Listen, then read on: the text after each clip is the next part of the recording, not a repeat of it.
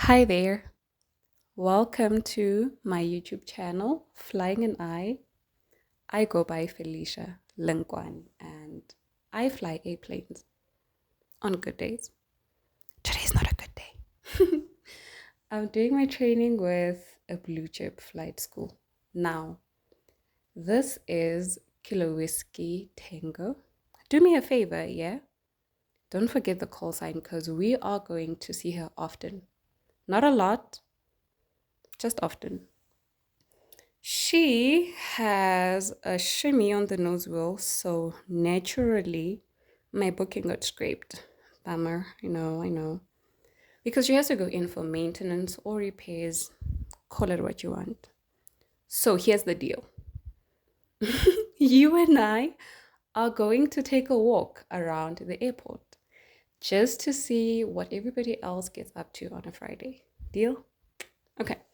Needless to say, I have no idea what I'm doing. I'm just hoping that I am not looking too awkward.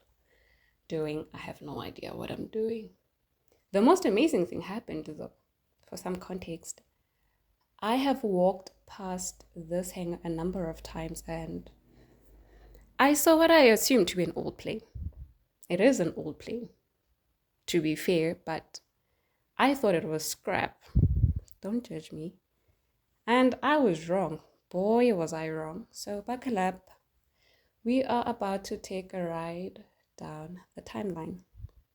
This bad boy that you're looking at is the famous Douglas DC-3, also known as the Skytrain.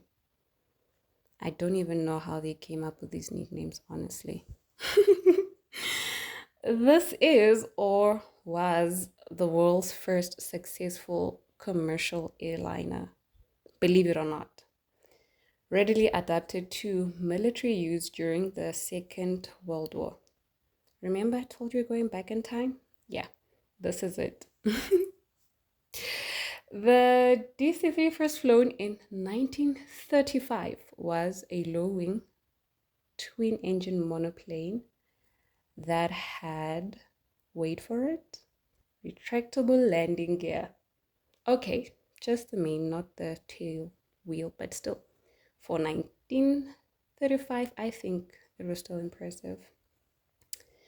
The war variant carried about 28 fully armed paratroopers with wounded troops, that's 18 stretchers, medical crew of 3, and military cargo. Example would be 2 light trucks and anything else in between that they could fit in between the cargo doors. And obviously that was not heavier than 3 tons, mass and balance thing. In the civilian services, it was operated by a 2-man crew, usually with a cabin attendant. So not much has changed in that regard. Here's my thing. I am not one to spread rumors, but a little bird told me that pilots, both in the military and civilian, loved this aircraft. I wonder why. Well, it took off easily, cruised comfortably at 185 miles per hour at 10,000 feet, had a ceiling of 23,200 feet, and a low stalling speed, 67 miles per hour, somewhere there. As if that's not impressive, again for 1935, add 1,500 to 2,100 miles. That was the cruising range. Again, I think that's pretty cool. By the time the production of this beautiful aircraft ended in 1945, which is like about 10 years later, 13,000 of them had been built already. And we get to see not 1, but 2. It really doesn't get better than this. You can't convince me otherwise. This one got me really excited because we can actually see what she's been up to over the years.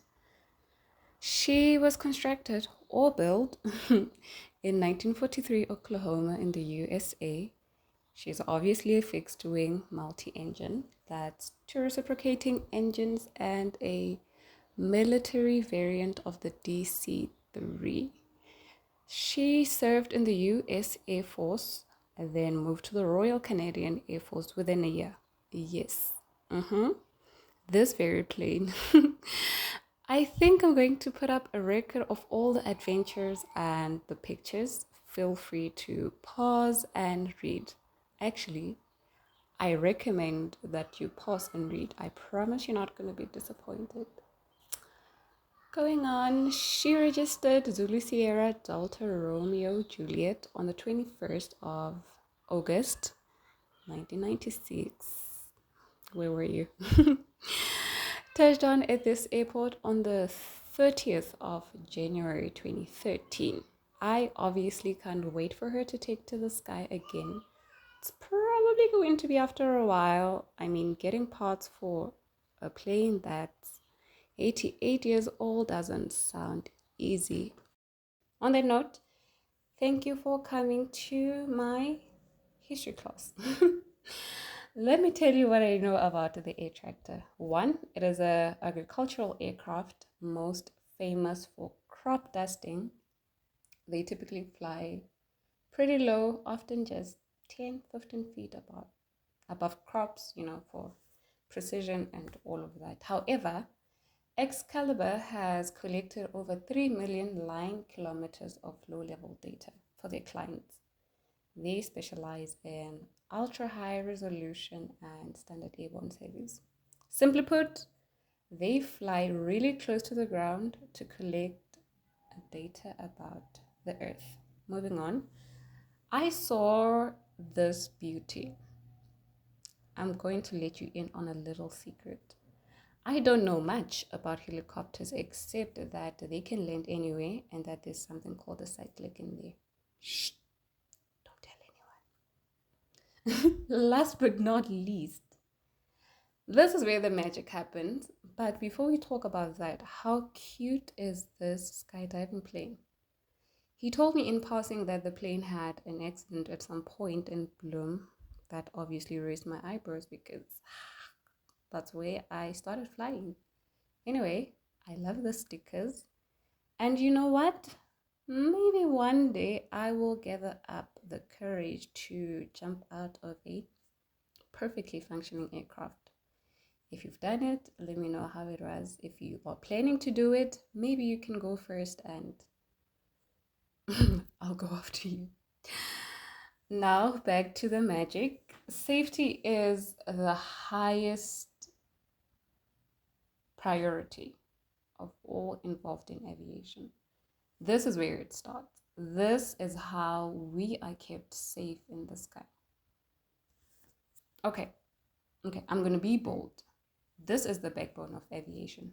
There, I've said it. I said what I said. Jokes aside, aircraft maintenance definitely ensures safety and reliability. I mean, by identifying potential issues early, the risk of accidents happening during flights are greatly reduced, giving us a fair shot.